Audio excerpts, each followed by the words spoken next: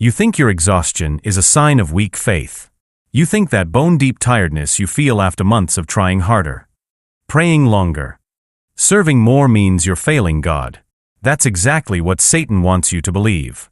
He whispers one devastating lie when you're spiritually drained: if you were really faithful, you wouldn't be this tired. But here's the shocking truth the enemy doesn't want you to know: your need for rest isn't weakness. It's actually an act of faith. Today I'm exposing the performance trap that's crushing your spirit and giving you 3 biblical keys to find the divine rest God always intended for you. The performance lie that's killing your spirit. Let me tell you about the most dangerous lie circulating in Christian circles today. It's the belief that God's love for you depends on your spiritual performance. You've been told that if you're not praying for hours, reading multiple chapters daily, volunteering at every church event, then somehow you're not measuring up. This creates a vicious cycle where you think the solution to spiritual exhaustion is more spiritual activity. You feel tired? Pray more. Still struggling? Read more scripture. Anxiety won't leave? Serve more at church. Fast longer. Wake up earlier for devotions. The religious world has turned faith into a hamster wheel where you're constantly running but never arriving at peace. But Jesus said something completely different in Matthew 11 verse 28. He said, "Come to me, all you who are weary and burdened, and I will give you rest." Notice what he didn't say. He didn't say, "Come to me after you've prayed enough," or "Come to me when you've served enough." He said, "Come as you are, weary and burdened." This performance mentality creates spiritual anxiety instead of the peace Christ promised. You start measuring your relationship with God by how you feel instead of what He's already done. When you're tired, you think God is disappointed. When you need a break, you feel guilty. When you can't maintain the spiritual pace others seem to keep, you question your salvation. Here's what the enemy knows that many believers don't: God never intended for you to run on spiritual empty. The Sabbath wasn't just an Old Testament suggestion. It was a commandment because God knows we need rest. Even Jesus withdrew from the crowds to pray and recharge.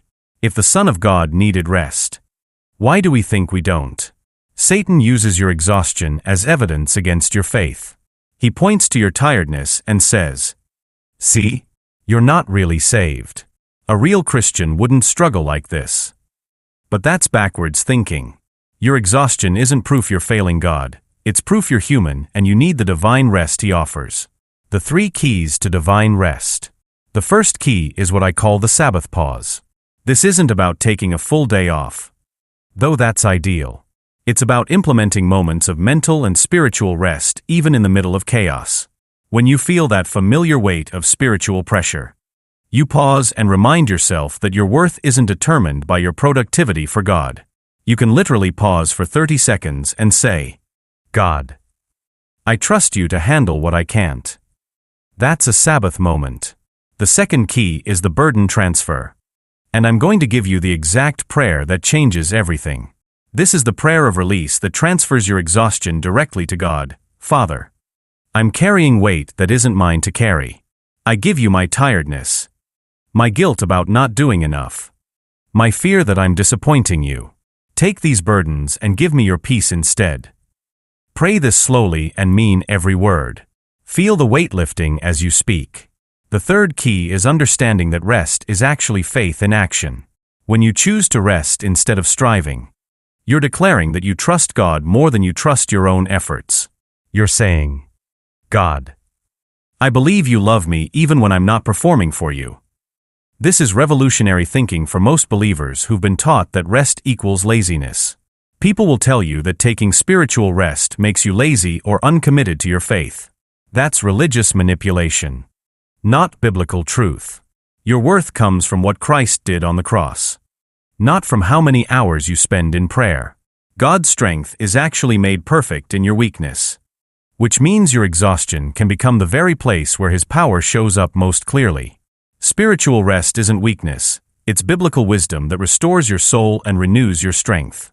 I want you to try that prayer of release today and experience the freedom that comes from letting God carry what you were never meant to carry. If this message spoke to your heart, subscribe to Goodness Gates for more tools to win the spiritual battles you're facing. Remember, God's strength is made perfect in weakness. And your rest is actually faith in action.